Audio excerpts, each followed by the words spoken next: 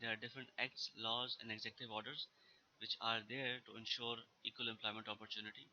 We also have seen the different kind of courts through which you can channelize your complaints, and then there are three different levels.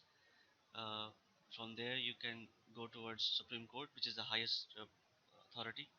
The the courts which we discussed were specifically about there was it started with the legislative branch, then executive branch, and then further on it was the judicial branch, and from judicial branch you go to the Supreme Court. So once we have discussed that, then we saw different kind of uh, legislation, and then the Congress, which in America they passed the laws. So now we are moving towards the business role. So we have thoroughly seen. So we have covered one by one each and every law. If you need further details about these laws, you can go to the Google. You can go to the American government site, and they are completely available there.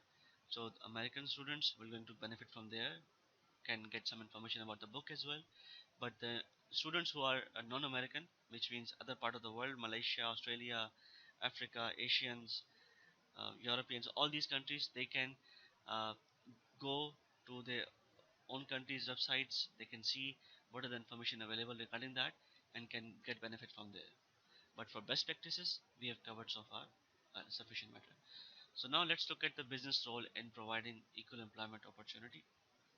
And once we are going to go through this, uh, we'll start with the dis- disparate treatment, which is the differing treatment of individuals based on the individual's race, color, religion, sex, national origin, age, or disability. So, if you are going to differ someone in terms of treatment based on their gender, based on their nationality, based on their age, so this is called disparate treatment, and you should avoid this kind of a treatment.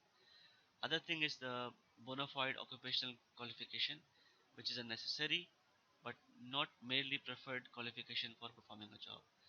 The Supreme Court has ruled that BFOQs are limited to policies directly related to workers' ability to do the job. So basically, bona fide occupational qualification is something which, for particular job, you need to have a specific kind of a skill set, and you only need that workforce.